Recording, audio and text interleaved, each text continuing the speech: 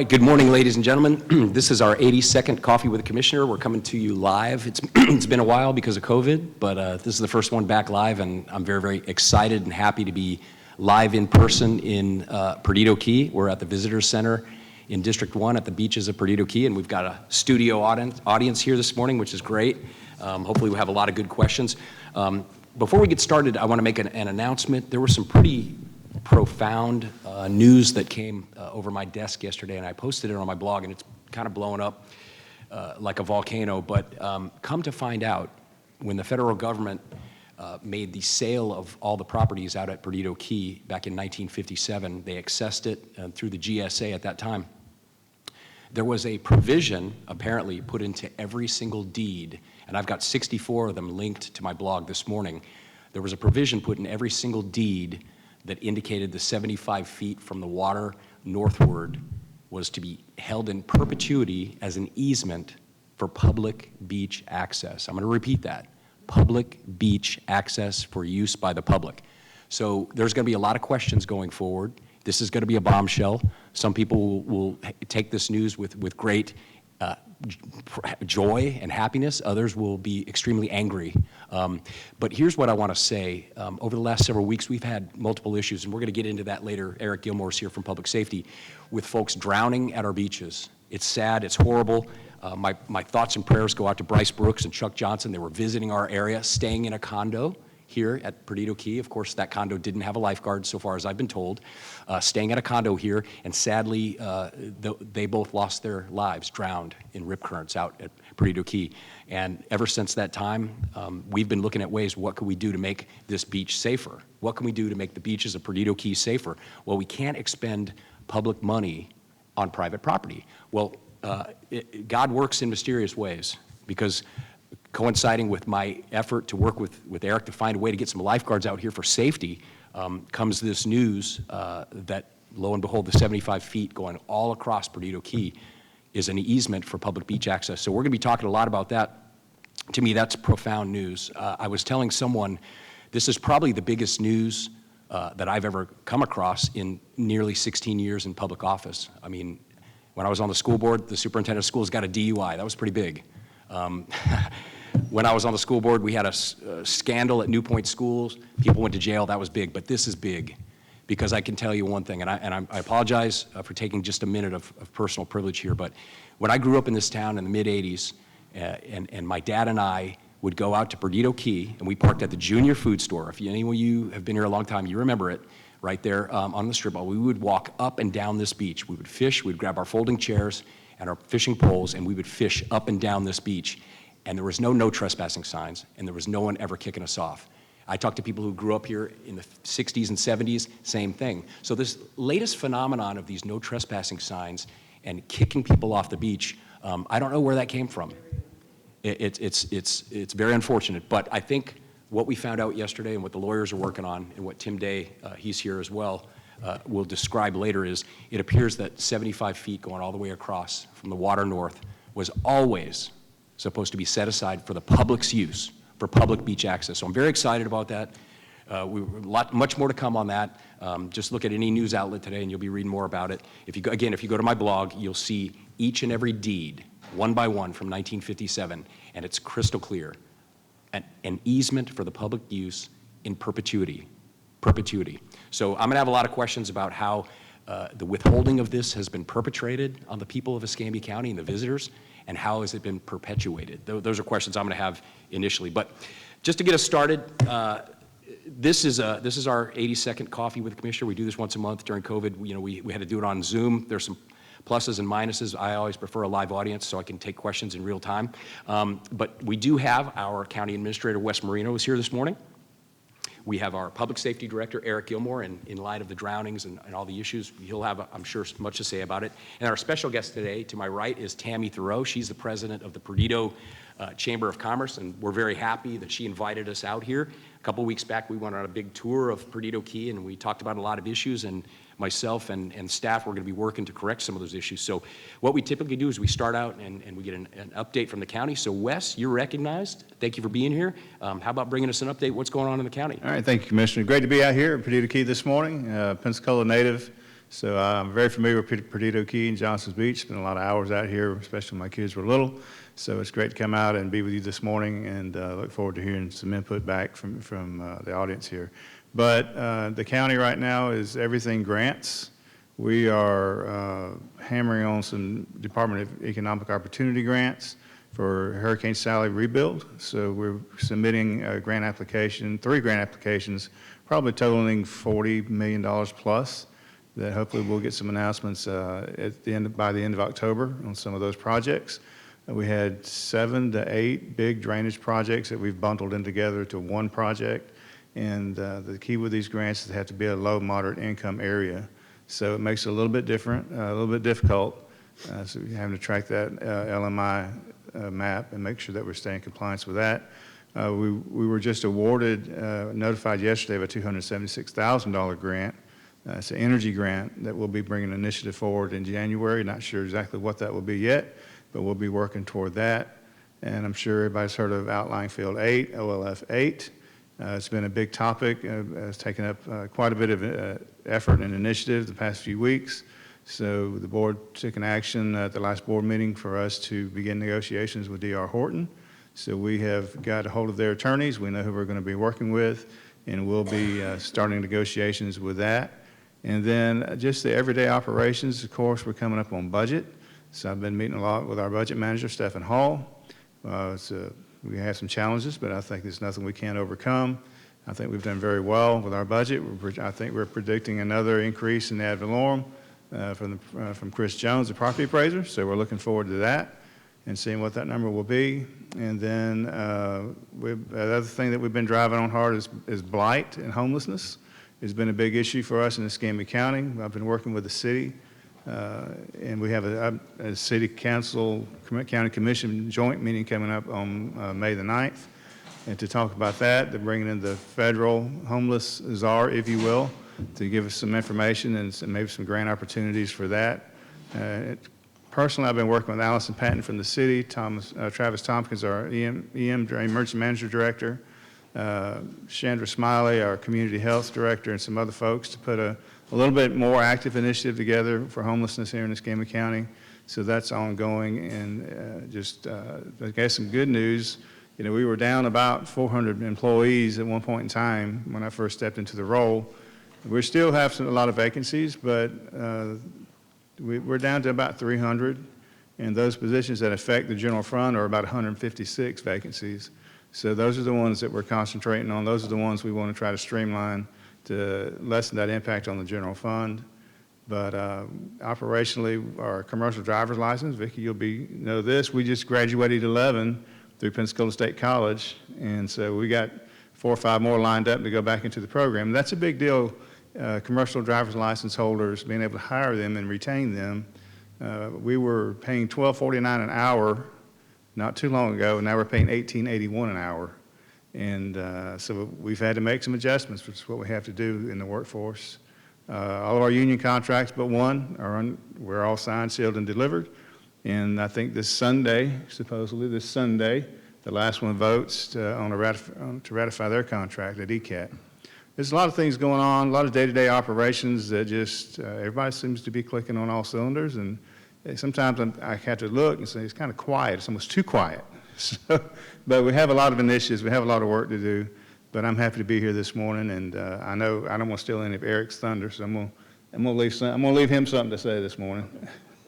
Thank you so much, Wes, for being here. And to the people in the audience here and also online, if you have questions for us on any topic countywide, of course, this is an opportunity to bring those forward. We're out in Perdido Key. We're focusing on some Perdido Key issues. But as Wes described, you know, there's a lot going on throughout the county. Beulah's just really on fire right now in terms of the development, the growth, and our big deal that we're working with Sterling Properties to really make that a first-class mixed-use property for the benefit of all the citizens throughout the county. So just appreciate all the hard work on that, Wes. And Eric, obviously the last couple weeks well, I mean, your job, you're always running, but the last couple weeks with these water rescues have been, you know, very tragic. So I look forward to hearing your comments this morning, and you know, you and I have discussed some options, so you're recognized, and thank you for being here. Absolutely. So Eric Gilmore is Escambia County Public Safety Director, and under public safety we have fire, EMS, emergency management, Pensacola Beach lifeguards, and dispatch, 911 dispatch. So that's what I'm responsible for the county.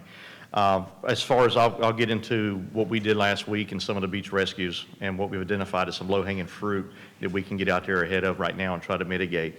But as far as operationally, as far as public safety goes, our staffing levels are much better than they've ever been before. We've had an uptick in paramedics and EMTs in our EMS system, which is huge. You know, back a year and a half ago, we were down 20-something paramedics. I think as of yesterday, we're down 4.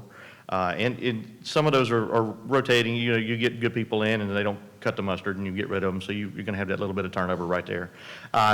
To bolster our EMS system, we're looking forward to this budget cycle to ask for additional paramedics and EMTs so we can put additional trucks on the road. Because we're still dealing with a 2012 staffing model, and we've exponentially increased our call loads for EMS. Last year we was around 70,000 EMS calls.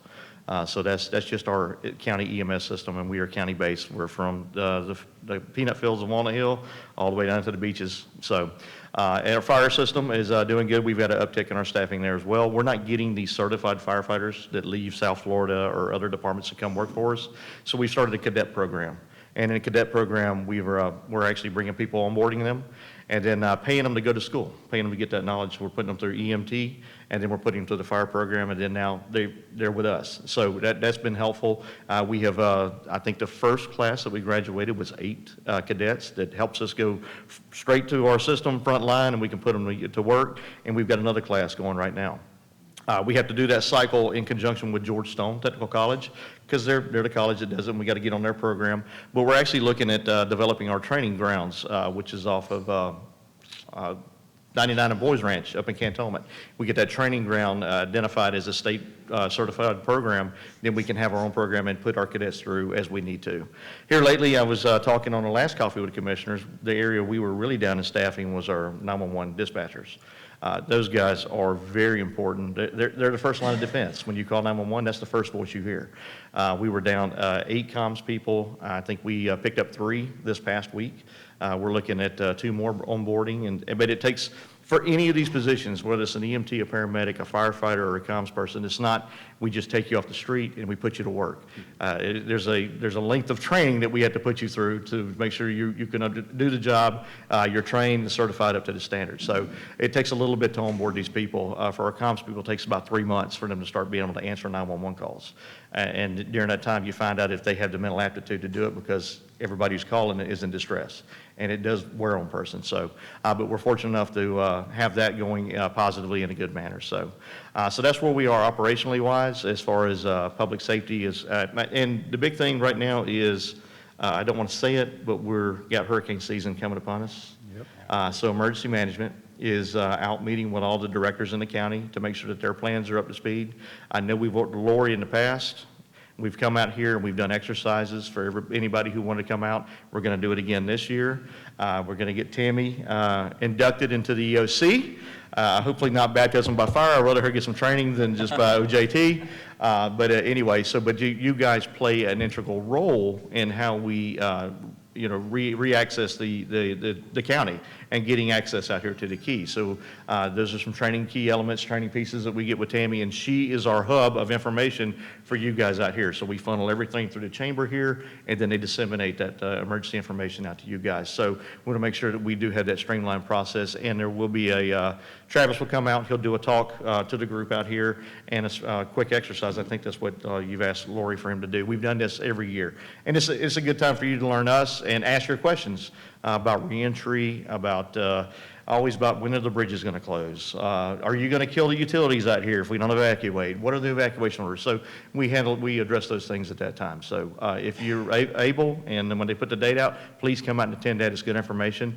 We bring the disaster guides out and get you up to speed on where we are and what we got going on. Well, Eric, I'll say this.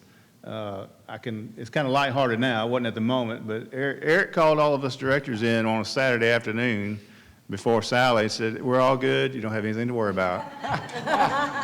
Famous last words. By Tuesday, I hate those words. we were in it. So, but no, they do a great job. Eric, you want to talk about the fire apparatus and the ambulances that are on the way? Absolutely. So that's another key element is having the equipment. So just not having the manpower, but having the equipment to do it as well. So we were down, our fire apparatus is an older fleet.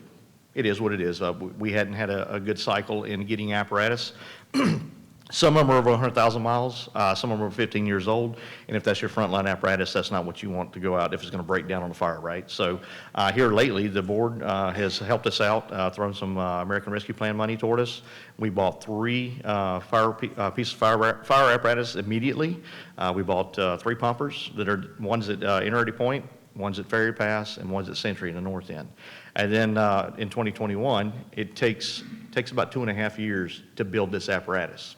So in 2021, we had purchased apparatus at the first part of the year, and we're just now going to get those 3 pieces that we originally bought in 2021 sometime next month and then into June and July. So we'll have 3 additional pieces of apparatus, another engine, another squad, and a 100-foot ladder. And then the board, last minute, I did it to them. I went to the board meeting, and in between the public forum and the board session, I threw it on them, hey, I got an opportunity to buy another ladder truck and a tower truck. Well, we didn't get both pieces. That's fine. We got another 100-foot stick coming, and that's being built out and should be here sometime in October. So we're looking pretty good. And then recently, Wes and Jamie Higdon went out and found a fire apparatus over in Louisiana that was a demo, which is fine. Nothing wrong with it. It just means that they showed it off at shows. And we were able to pick that piece of equipment up and have it here in the county as well. So we've been pretty aggressive about getting equipment and getting equipment for the men and women out there in public safety to make sure they can do their job.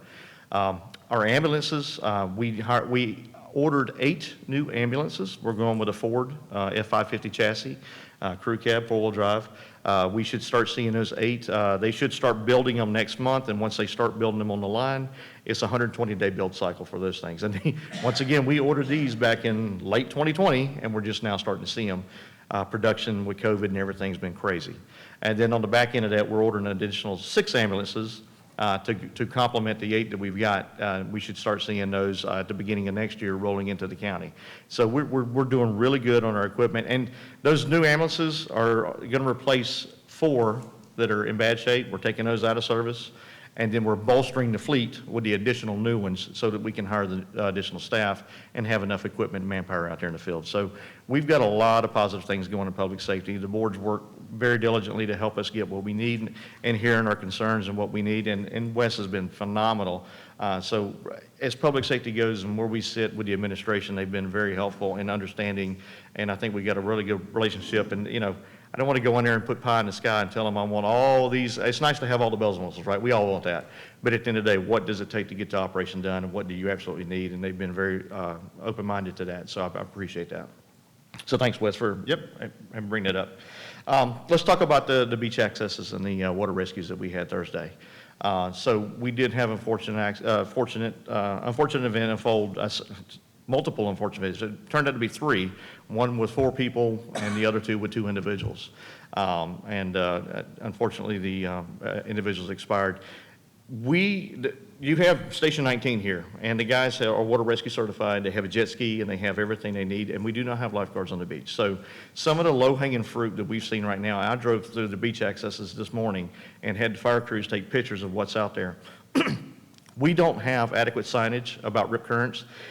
Beach Access 3 has it, but it's only as you drive in. It's not as you walk onto the beach. So we're gonna redo the signage, make sure it's noticing you as you walk onto the beach about how to avoid rip currents and what to do in case you're caught in one. We're gonna make sure all the accesses have that, and then we're gonna put signs up that there's no lifeguard on duty, because none of them say that. I want the public to know that there is no lifeguard on duty. You're swimming at your own risk in those areas. Now, Johnson's Beach has lifeguards that will stand up Memorial Day weekend. That's with the Gulf Islands National Seashore. We've always had that agreement with Gulf Islands National Seashore, and our lifeguards are out there at Johnson's Beach throughout the remainder of the summer up till Labor Day. Those guys will respond to this area once they're out there, but they're not out there yet, okay? So just understand that. So some signage we're gonna do. I wanted to work with the Perdita Key Condo Association and you guys out here to help me out to come up with a better flag system. We already have a flag system, but our flags are all over the place. I see the state park, they're flying a purple red flag this morning. We're flying a red flag out here. And the day of the event, we were flying a yellow flag. And we get our marching orders from Pensacola Beach and those guys, and they look at the forecast, and then the guys here at Station 19, they put the appropriate flag up. There was 2 different flags flying that day, so I want to get everybody on the same page. At least we can all be on the same page, flying the same flag and giving the same message. So that's what we're going to work on with that as well. I'm going to work with Tammy, working with you guys to make sure we're all posting the appropriate flag for today and making sure we're changing those out like we're supposed to. So with the flags and then with the signage that we're going to put out, make sure everything's noticed. As you enter the gate, as soon as you get that funnel point, you see the signs right there notifying you of the rip current hazards and the no lifeguard on duty at this point in time. We've talked about putting lifeguards out there.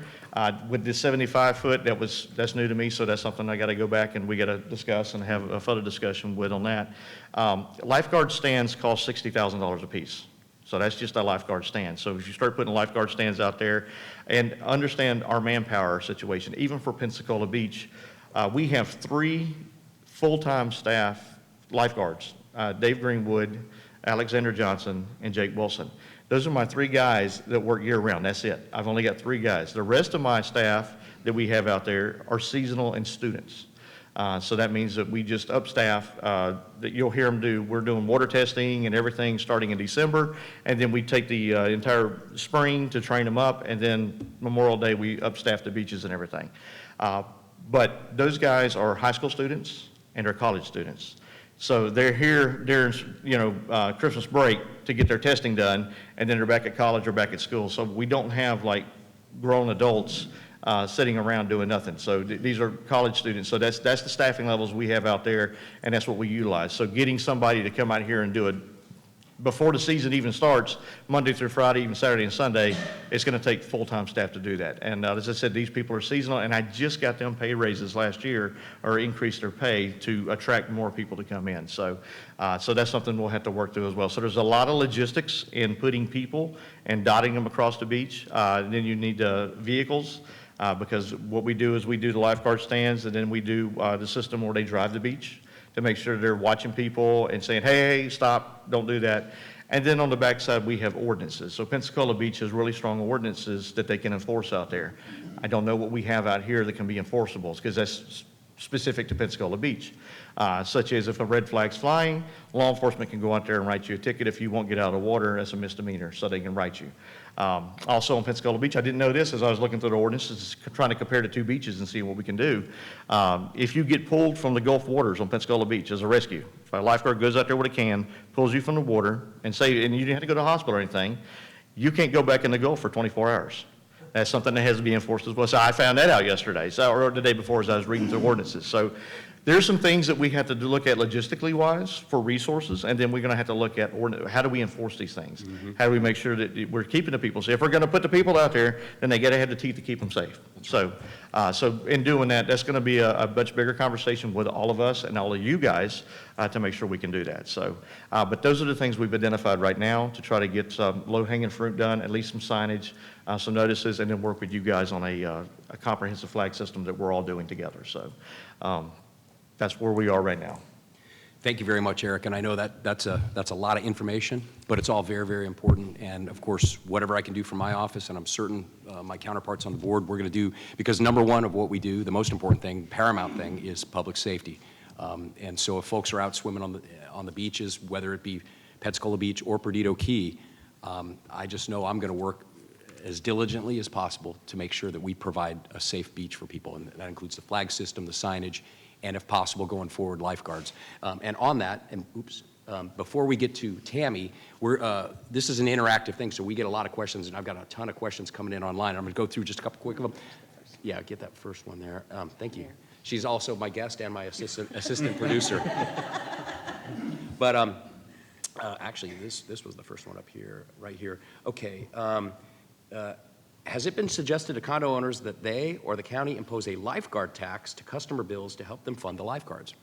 I don't believe so. I don't believe so because, and the answer to that question is because up until yesterday, we didn't even know that there was public beaches out here. I mean, obviously we have our small access points, but up until yesterday, the talking point from my end was, of the miles and miles of beaches at Perdido Key, only a little over 500 feet were the publicly free, accessible Escambia County access points. So 500 feet compared to miles and miles, I mean, it'd be difficult, if not impossible. And then also the other thing is we can't expend public dollars and public resources on private property. So all that kind of goes out the window now with this latest information that we found about the 75-foot strip going across the beach on every parcel that we found so far that lists a perpetual public easement. So we're going to have to put our heads together. The board's going to have to come up with a plan to repatriate that beach, liberate it, whatever term you want to use, so the public can use it. And then part two of that is how do we provide lifeguards and how do we fund it? So that's the answer. That's kind of where we're at right now.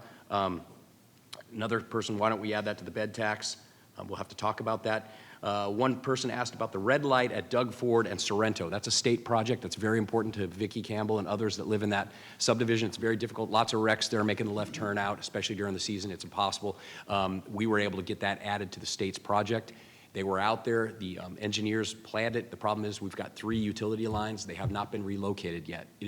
It's going to be added to this project. It has been added, but the other problem is the ground is extremely wet there, and they're going to have to dig extra deep to put this big concrete mast arm up, and so that's presenting a challenge. But to all the folks who live in Perdido Bay Country Club, it's coming. It's funded. It's a state project, and I'm telling you, that is going to make that area so much safer. I mean, it's a dangerous left turn into the country club if you're coming from Perdido Key, and it's very dangerous coming around the corner if you're, I mean, lots of accidents there. So I'm very proud of that. I'm glad for that question.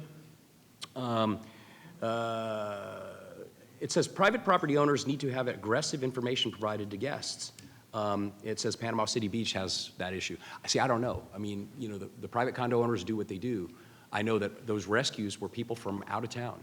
They were not here. They didn't just drive here from Lillian to go to the beach or Beulah. They were here from Atlanta. They were staying in a private condominium on the beach, and they got into trouble. And, thankfully, God bless our first responders and the folks who were out there that jumped into action. Many of them were saved. Sadly, 2 of them were lost. But maybe that's something, Charles, that your organization, Charles Krupnick is here from the Perdido Key Association. Maybe that's something his association can work proactively to provide more information. Maybe we can work hand in hand. But again, the number one thing, guys, more important than anything, is safety. I don't want to read about a 16-year-old going out there to help save his friends and dying. That's what I read this morning. You talk about heartbreaking.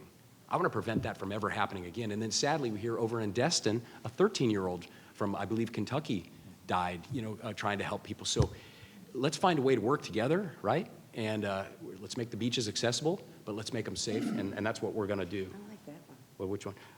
Okay. Oh, this is good. Oh, Yeah, that's I very think good. that's a great Technology. suggestion. Yeah, great suggestion. We could use technology, and we've got a suggestion here. Why not use drones to help patrol the beach, right? I guess that's potentially something we could do, right? Leverage technology, camera systems. There's all kinds of things that we can do, and I'm going to tell you, as long as I'm in this seat, we're going to find the resources to make it happen. Safety is number one. But we'll come back to the questions, and I also want to let people know we got some folks here in the audience as we go through. After Tammy does her presentation, we're going to do a question and answer. So if you're interested in asking a question, just line up behind that microphone. We're live on Facebook, so if you're camera shy, you may not want to, right? But if you don't care, like me, and you like being on the camera, you just stand up right behind that microphone. You got the folks here that can answer the questions, and that's what we'll do. But without further ado, sorry, Tammy, to steal your thunder a little bit. Oh, Yeah, you're good. yeah, like that. This is Tammy Thoreau, and tell us who you are and what you do. Well, I'm Tammy Thoreau. I'm the president of the Perdido Key Area Chamber of Commerce. I've been here a year. I've been through my first hurricane. I did go through Sally. So I do know that part as a person living here. But I just want to say thank you to Jeff because Lori and I took him out a couple of weeks ago. We told him we were going to take him on a fam trip and get him to know Perdido Key, not just driving through, but just some of the different areas. We went to Perdido Key Souvenirs and More, Judy Davis, and he got to meet with Judy, and she talked about a couple of things with him. We went down to Hub Stacy's. We went down to the Floribama Yacht Club and had dinner with Pat and Cam, and Lori and I just talked about the different issues, the different things around here that just seem to have been neglected.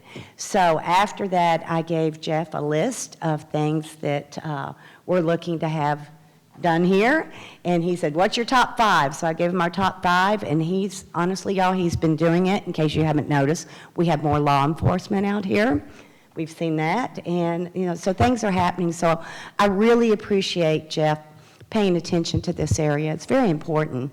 And also the chamber is doing a survey, And we would love for people to go online, the members, it went out to the members. So if you're a member, please answer our survey, and it'll help us help Jeff direct him on the needs of this area. Nice song. And Do that's- you need to take that? I saw that from a Broadway play. They were giving their lines and someone's phone went off and the guy said, wait, stop, do you need to take that? So that's what I have for right now. I do have some questions for you when you're ready to take some questions. Well, thank you, Tammy, again, thank you for what you do out here for the businesses of this state line chamber. I know that's provided some challenges for you as well, and I've spoken with Darren Schaefer at Visit, and we're going to try and modernize some things that we do with your budgeting and things of that nature to give you the autonomy that you need out here, and I'm working on that right now, as we've spoken about, to get some signage, some wayfaring signage, to modernize the signs, the Perdido signs. We're going to do some things. Again, for everyone's edification, I've had this part of the district for about a year and 4 months after the redistricting, but I've grown up and I'm very familiar with Perdido my entire life. Again, my dad and I fished out here, grew up here, and I feel blessed to have this, and there's so much work to be done. But I would tell folks, I mean, you can't eat the whale in one bite, right? It takes time. We opened up 300 feet of beach access. We found a monumental thing today about additional public access. We've got challenges with public safety. We're going to find a way to meet them. We've got issues with the roadways. Sorrento, we got that project to have it 4-lane put back on the front burner, right? That happened. So there's a lot of challenges, and obviously I have to own all the problems, right? Even though I inherited this district just over a year ago, I have to own the problems, and I do. And that's why Tammy reached out, and she said, okay, you own the problems, here's a list. And I said, okay. And so we're going to get to work. But appreciate everyone being here. As these questions come in, we're going to ask them. My assistant producer here is going to help me. Well, I do want to address something because, so the chamber is the chamber right now. We are not Visit Pensacola, but we do have a website called Visit Perdido because years ago we were the visitor center as Visit Perdido. We've kept that website. I think maybe something we can do is add maybe what color the flag is for the day, to put just little tidbits on there for safety and what, Lori? Okay, and then, keeping up with the weather. We were talking about putting the sargassum report and different things like that. So we can make that more available to the community because Visit Perdido is really, it's not a membership website. It is a visit site, and we have a lot of people that follow that. So that's something we can use that platform to get the message out. Perfect. Well, Tammy, now that you're speaking, you're getting questions. Okay, so number one, Tammy, how big of a PR hit is it for tourism when there is a drowning, or in this case, 2? Google can find that information, so would lifeguards be a positive that could make us a more attractive, safe destination? Your response to that? Well, again, as far as a PR hit, this is Visit Pensacola. So, we have a strange line right here because we are a Chamber of Commerce, but yet we are in the tourism area and tourism business, and our members are tourism.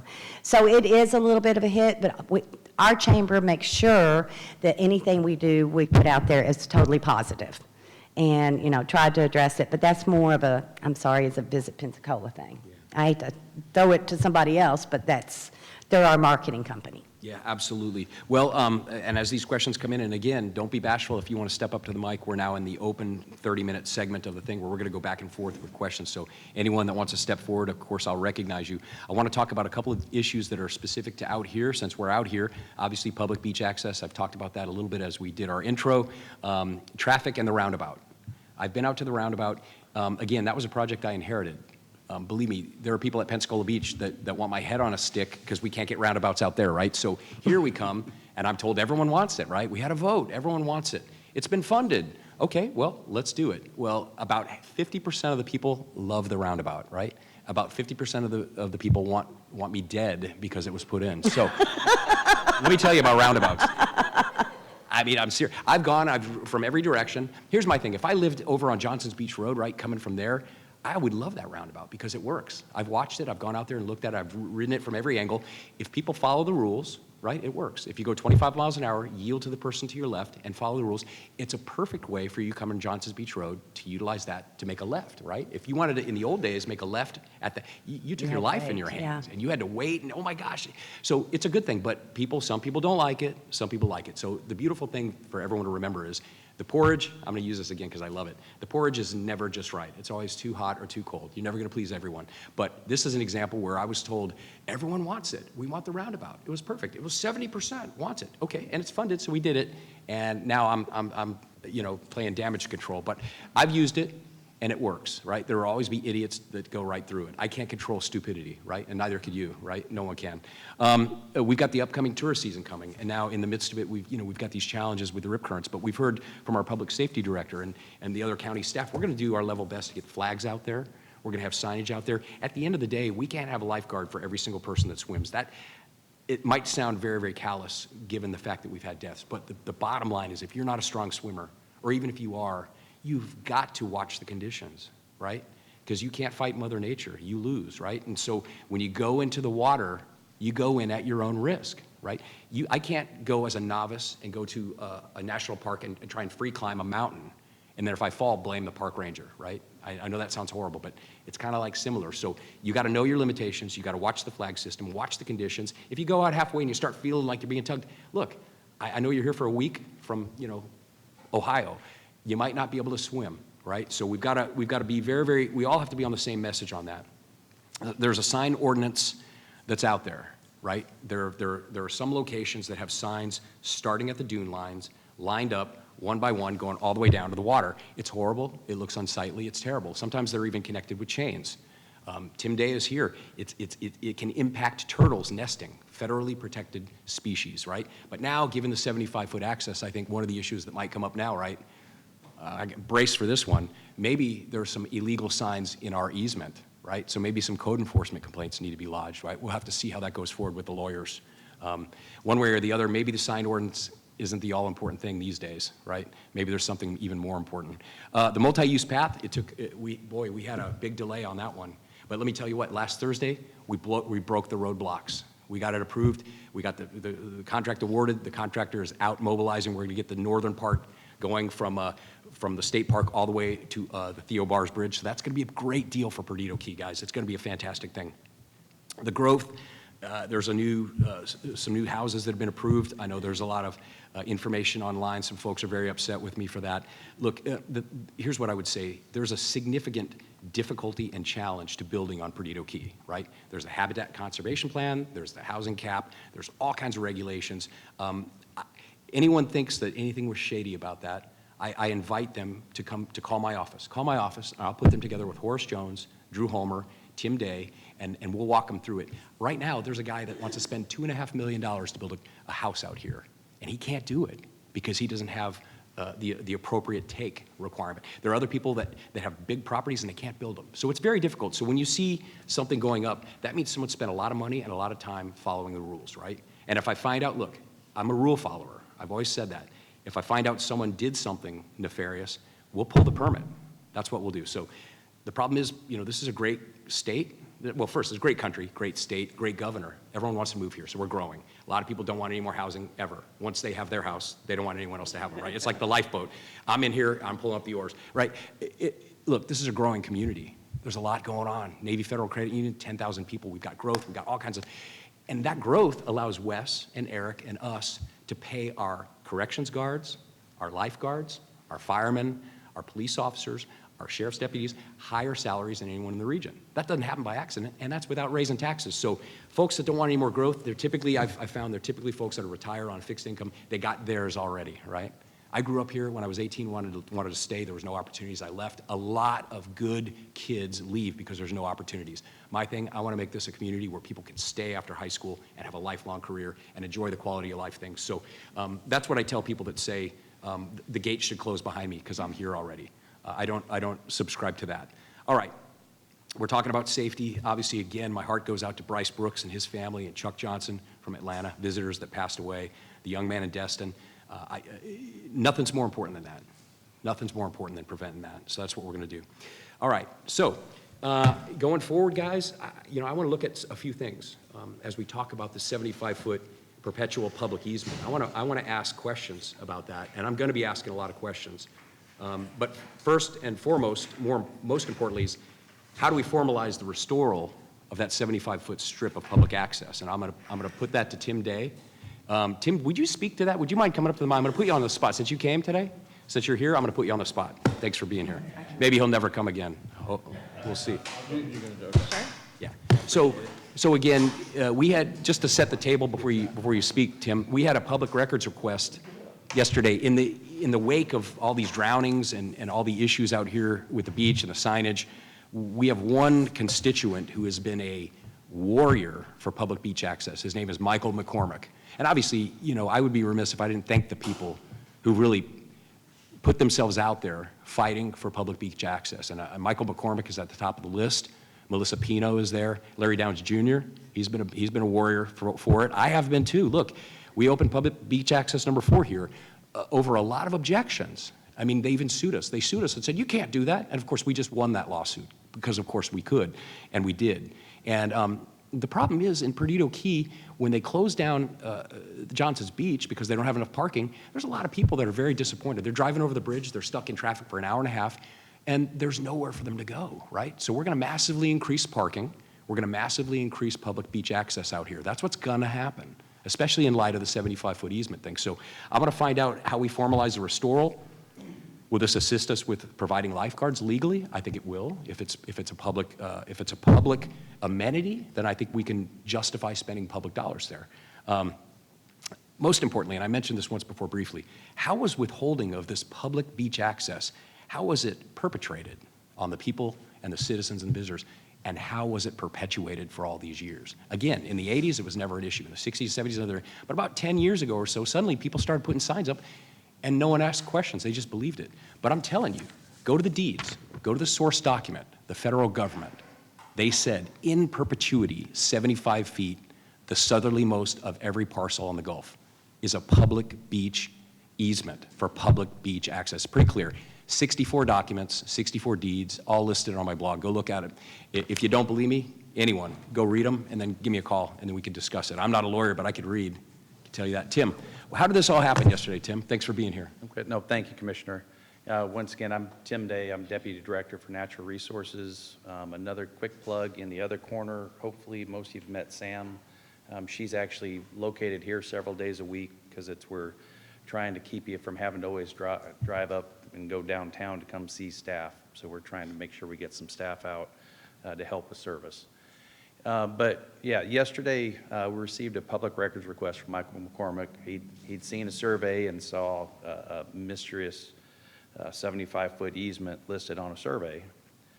And you know, with a relatively short period of time, a little research finally took us all the way back to the original deeds for sales within the Gulf Beach subdivision. It's the only one we've verified so far. Generally, what that area is from the Perdido Sky back to Perdido Key State Park. And so on the Commissioner's blog, he has linked 64? 64. 64, sorry. 64 individual deeds for all of those original lots. And Tim, what does that mean to you when you read that? I mean, obviously you're not a lawyer either, but does it read the same way that I think it reads? Yes, sir. And people are saying, I've got a couple of people online saying, well, it's from the mean high tide line. That doesn't mention anything about mean high tide lines. It just talks about the Correct. southerly 75. It just discusses the southern 75 feet of the lot. We have yet to meet with a surveyor. When you look at the plat, the southern line on the plat is just depicted as a squiggly line, which generally is understood to essentially be generally the high water mark. Mean high water wasn't a thing in 1958, nope. So we have some new terms that have come in. But just generally speaking, a layman's interpretation would be that first 75 feet from the water. Right on. Yep. What else do you got for us? Well, I was just later on today, we're pulling deeds across the key just to confirm the assumption is when the federal government did surplus the lands onto the key, that similar language does in fact exist along the entirety of the key. But we'll have that verified a little later on today. Right on. Well, Tim, thanks for being here, and stand by in case there are questions. Oh, it looks like we got our first public speaker. Larry Downs, you're recognized. Thank you. Hey, Jeff, thank you for for, spearheading this as soon as Michael brought it to you. That is one of the things that we need to do is make sure that, that we have our beach access. That's one thing, because I don't see how even the condo owners, I don't see how anybody out there would want to come off their back porch and look at no trespassing signs while they're trying to take pictures of a beautiful sunset. That's just idiotic to me. But one of the things, since y'all brought up the, the public safety, I'm a big about public safety being responsible for yourself, So if y'all want to notify them, that's fine. You want to put up a flag, but to turn it like Pensacola Beach is, is like treating grown-ups and, citizens like children. That's just fine them for swimming when there's a red flag. I've been doing it all my life, even with my children. We go out there and we take our risk, and they're like, and I can hear it now. Oh, really? You go out on Red Flag Day? Yeah, been doing it since I was 5 years old, before they had red flag. Right. You just had, those are big waves. We need government to tell us to stay indoors, because there's a virus. So this continues. But going back to Pensacola Beach, y'all, I don't know if y'all know it, but on January 4th, there was a incident out there with a fellow by the name of Peyton Hillis, Yes. 37-year-old football player, former NFL, in phenomenal shape, did a movie in 2021. So you know what he probably got in 2021. So, I just wanted to point out that you can't save everybody. Yeah. And to create laws and to spend millions of dollars trying to stop anybody from setting foot in that water on Red Flag Day is ridiculous. No. It's an overreach. I appreciate it, Larry, and obviously I appreciate your opinion. Thank you for being here. Absolutely. Now listen, Peyton Hillis, He's okay, right? He was an Arkansas Razorback. he's right? okay. He had some kidney and lung problems, which I think may have came from those jabs he got. So, because otherwise you just don't injure yourselves. Thank you. Thank you, Larry. I think Laura Baker had a question. Okay, Laura? Good morning, y'all. Mine was for the Public Safety Director. Is there, and I'm sure there are, but can you tell us about plans of maybe the substation that was on Bauer, the fire station? Could we update us a little bit on what's going on there? Absolutely, absolutely. As you all know, the one, Station 20 went away. The individuals took the property back. So we're working with Navy, main side here, they've identified 5 acres for us to occupy, which would suffice for the area that previously lost its ISO rating. So we'll be within 5 miles. We're looking at temporary structure to put out there, a fire station. The last piece of apparatus that was bought specifically for that fire station we're looking at putting out there. So we're hoping to close the deal with Navy, get the land. We've already done the geotech survey to make sure it's not too wet, that we can put something out there and make sure we don't flood out ourselves while we're trying to respond to everybody else. And then just getting the staffing and everything to go out there. So we're looking at temporary structures. It'll be a pre-modeled, prefabricated. They'll come in, drop it in, and then we'll put it, we already got the engine, we'll put the crew out there. I think I don't know, it might be. Yeah, we are, even though we don't have possession of the land, we are still going to move ahead with the design, the site design, so we don't slow down. And it's a minimal cost for us comparatively. And so we're going to push forward with the site design, and hopefully by the time it's completed, hopefully the Navy will be ready to sign the property over to us.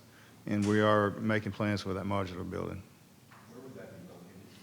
It's going to be just north of Atlantis, north of the Sportsplex entrance. So Atlantis Drive right there, there's a triangle piece right there that Navy owns. That's what we're looking at occupying, so. And that would suffice for the 5 mile, that would take care of Paradise Beach and all those guys in that area, so. We got something online here that suggests adding a 75-foot public access easement to your online GIS map, and that's from Chris. But Chris, what I would say is we got to make sure that all this is, passes legal muster. I'm certain there will be certain challenges, but we will do that once we, I believe, once we find out that it's legitimate. and that is indeed what it says it is, a public beach easement in perpetuity. Who's up next? Okay, all right, we got another question. This was one of our members emailed. So after Sally, of course, we had a lot of construction crews out here repairing the condos, and there's also some new builds out here. And a lot of locals have mentioned there seems to be an excessive amount of storage happening of old office trailers that don't appear to be even in use. Is that a code violation out here? And is there anything that can be done about it? Because it doesn't present our best Well, you're lucky, aesthetic. because the head of code enforcement happens to be here this morning. He's getting put on the spot again. There you go, Tim. How do we fix that? So good morning. Yes, I'm aware of the storage. They've worked with Development Services to have that as a temporary use. Most of it is an association with the development of the condo across the street. And so it's not a violation. It's associated with the construction. For how long, though, Tim? Do they get away with that? So I'll have to confirm with Development Services if there was a time, a condo build, generally is 18 months to 2 years. Well, there's one that's been there since the hurricane. I don't know if I should name the company and stuff, and I guess I won't because Lori's shaking her head no. But, but yeah, it's been there a long time, and it's not a very pretty site. Yep, so it's, offline, just we'll confirm on the 2 addresses whether there's an issue or not. But it's just one of the challenges, on the key, when you look at, you're going to put a condo up on a 100-foot lot, there's no room for staging of equipment or materials. And so they do look for places to stage. We have also had some roadway improvements, the multi-use path. We have people that are looking to stage equipment there associated with other construction projects that are occurring on the key. So unfortunately, sometimes some of the staging is kind of the growing pains of the key growing up. And we don't have a lot of space here. So Right, there's not a lot of space.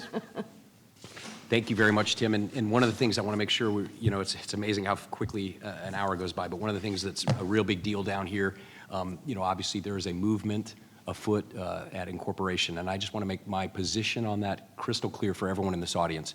I don't own property down here. I am the commissioner that represents this area, so therefore I am agnostic on this. This is a decision of the citizens that own property and businesses and have interests in this area, regardless of whether Incorporation is successful ultimately or regardless of whether or not it is not.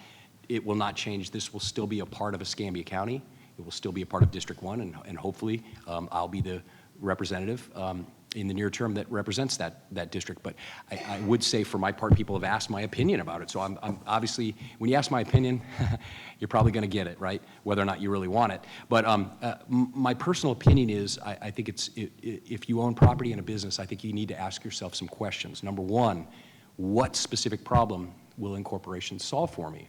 My understanding from going to the presentation and speaking with some folks associated is that they're not intending to hire their own police force. So if you're a public safety person and that's your concern, I don't see that you solve it there. My understanding is that they're not going to have the resources to take over the roads. Initially, I was quite excited to give you guys Bauer Road. Please take it. Please take Bauer, right? Oh, they're not going to take the roads, so I don't see how that solves that issue. A lot of people are upset about development and houses being approved. Well, my understanding is at least for the first 24 months, even if successful, they're going to utilize the county's zoning and code enforcement, so that's really not solving a problem either. They're not going to have their own schools. I'm building a fire department down here in Perdido, by the way. You just heard about it. In fact, I'm building 2 in my district, 1 in Beulah, but 1 down here in Perdido. So they're obviously not going to have their own fire department, so what problem does that solve? And then, finally, you talk about your ad valorem tax burden. The thing is, there's about $3.5 billion in taxable value down here, and it's growing. Well, the big revenue source that a municipality gets really comes from the half-cent sales tax. That's a big, big amount. It's about $35 million. We get it at the county right now. If Perdido incorporates, they would get their proportionate share, but not automatically. First, they have to put skin in the game, and this is under Florida statutes. I confirmed this by speaking with Lynn Tipton from the League of Cities, right? I had a nice long talk with her, and we went through these things issue by issue, one by one. And they would have to, the new city would have to levy the equivalent of 3 mills of that. 3 mills of $3.5 billion, which, easy math, about $10 million. And they would do that with ad valorem tax rate increases, new business tax and user fees, and the killer, utility fees. And they have to get to that 10 million before they get to the portion of their half-cent sales tax. So it's a very convoluted thing. I understand they're working on a feasibility study, and that's fantastic. But again, you got to ask yourself, what problem is it going to solve? And that's what I would ask if I was a property owner. So whether or not you're successful, I will be there to support. Whether or not you're not successful, I'm still going to keep working as hard as I can to get things done out here. And I think you drive through my district, particularly in Beulah, you'll see I'm a guy who does what he says he's going to do and gets things done. So I understand the previous commissioner, people are upset with some things didn't happen, things didn't get four-laned. He's gone now, and I'm still here, and I'm going to keep working. But I wanted to make sure that I had those points made crystal clear. Ask before you vote, because your taxes will increase. And most of us, look, our property taxes, I've got a condominium at the beach, it skyrocketed. My personal house, no claim in 16 years, it more than doubled. So on top of that, do you want to add another layer of taxes? Those are the questions that you have to ask, and most importantly, what problems are we going to solve? So just wanted to get that out there on the record. Yes, ma'am, you're recognized. Where can we go to get the absolute latest information on whether the bridge is going to close during a disaster and that? I mean, what do you update the latest information? That's a good question. So during a disaster, we'll update our Be Ready Escambia site. It'll be linked to so you go to myescambia.com and then Be Ready Escambia. But also, we would put alerts out through our Everbridge system. So if we were anticipating closing the bridges and everything, we would put a mass notification out, and you can sign up yourself up for that and how you want to be notified, your cell phone, your home phone, or however you want to be done. So we will update the public through Alert Escambia as the event unfolds. Okay. What about an ambulance out here? Do you have any intention of putting we had an incident at the business that I own, and it took over 40 minutes. Yes, ma'am. And I called several times, and the 911 operator was very, very nice, but it was very stressful. I understand. And so the majority of our calls right now with the call load that we have is what we call in the core, which is on the mainland and from Inslee up down to West Pensacola. So that's where our call load is. So that's where we don't get to stage ambulances. You see the TV shows where an ambulance sitting in a firehouse or is just sitting around. By the time we get the patient to the hospital, our ambulance is being dispatched again to another call. So we actually get dispatched from the hospitals to go out. With the increase in staffing that I mentioned earlier, and with the increase of ambulances on the road, we would hope to have something staged further this way. I don't know about on the Key, but maybe at Inner Point or somewhere out here. We used to try to stage at Pleasant Grove. That was the furthest we stage right now. But we stay so busy, we are not afforded the opportunity to stage. And the incident you spoke about, I'm familiar with that one. It was, a little error on our part as far as when you call in, we code the call with acuity. So alpha levels, the least, doesn't need immediate response. It needs a response, but it's not a high acuity call. And we get the alpha level calls all day long. We get headaches. People call us for headaches and call an ambulance for a headache, be honest with you, or a backache, and they've had a backache for 3 days. Or to go to the mall. Or to go to the mall. We have those. So when you call and give our call taker for the information, they code it accordingly. So unless it's a Charlie or a Delta level call, unless that dispatcher feels something's not right with this one, they won't send fire and tie that resource up while the ambulance is responding to you. And you're right, y'all are removed from the mainland or from the core out here, or even from the hospitals. Y'all are far from the hospital, so it's a long turn and burn for us to get out here. But with the increased level of staffing and the increased trucks that we're anticipating putting on the road, we're hoping to rectify that situation and have a more rapid response time out here.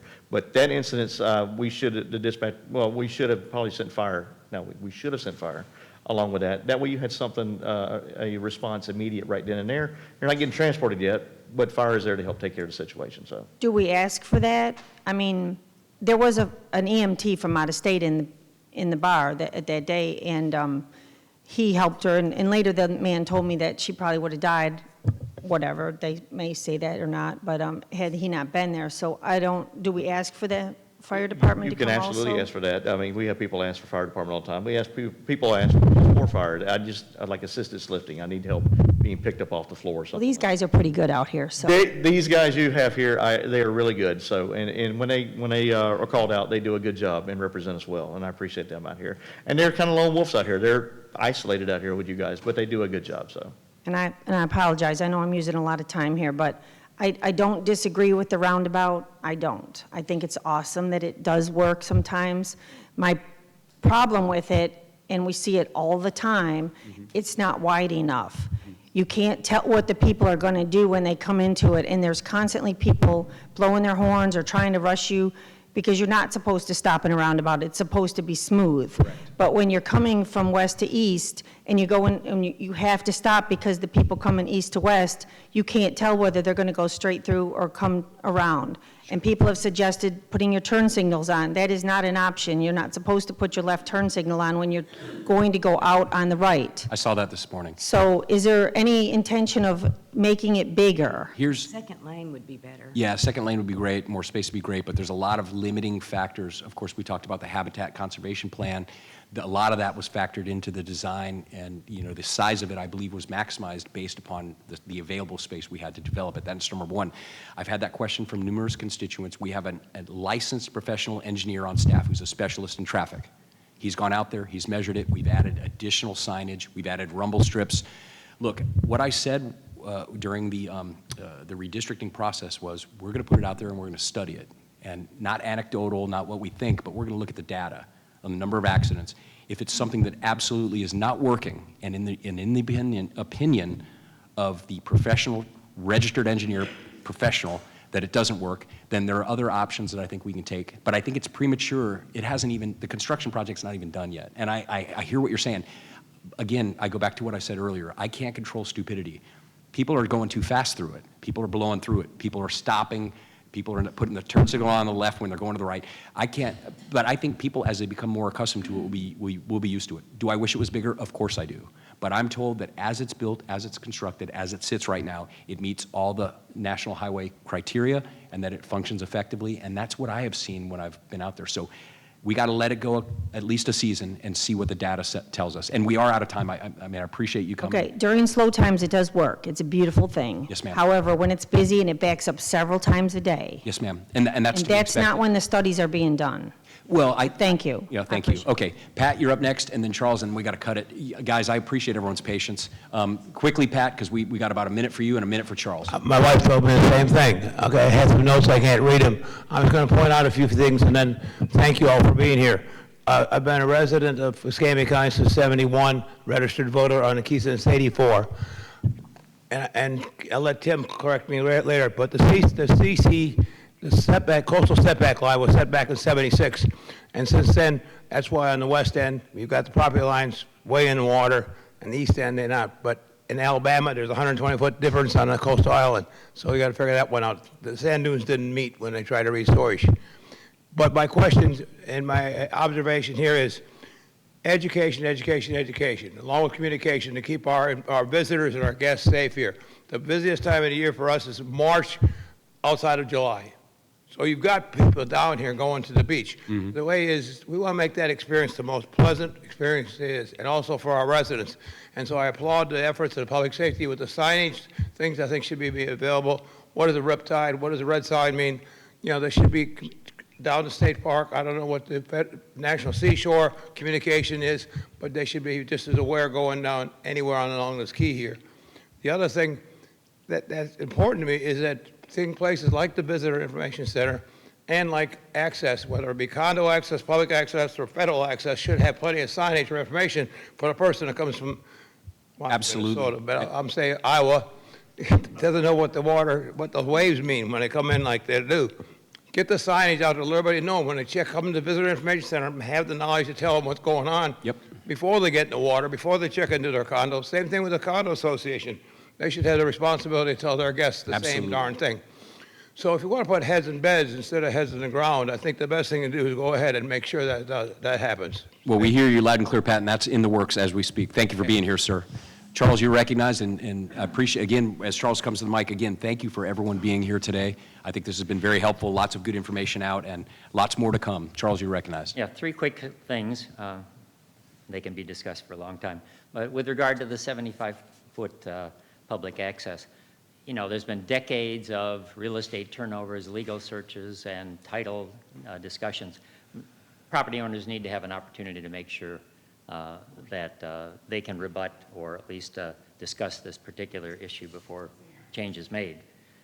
Second, the Altura apartment complex and the left turn into Canal Road, it is terribly dangerous. I had an experience the other night. I know a traffic study was done. Its conclusion was basically, we can't do anything about it, if you really read it. It would be great if another traffic study could be done at some point. And then third, you and I had a very favorable exchange about underground utilities. Yes, so I sir. look forward to looking for the future, working forward and perhaps getting something going in that direction. Thank you, sir. Charles, two quick rebuttals, and we'll wrap this up. You're right about that, and that was due to the fact that the distance between that left turn and coming off the bridge, because I read the traffic study cover to cover, didn't provide for the de-acceleration lane necessary. So what they did is they took the crosshatch and they made it work. But you're right, it's not ideal. So people just have to exercise caution. In terms of getting out of there, I'm speaking with Chris Phillips, our traffic engineer that I've talked about before. It's an out-of-the-box thing, but I'm looking at another way out and potentially another way in, coming under the bridge, right, along the side of the bridge on the state park property, and then making it a right turn merge onto Perdido Key Drive. That's what we're gonna look at. And if I can find a way to do it without, a 10-year process, I'm trying to do this in Beulah, it's a 10-year process because of the worm, the salamander, everything. If we can expedite it, I'll help pay for it. And on the underground utilities, I've got a fund of money that's discretionary. I agree with you 1,000%. Why does Pensacola Beach have their utilities underground, but we don't get it out here, right?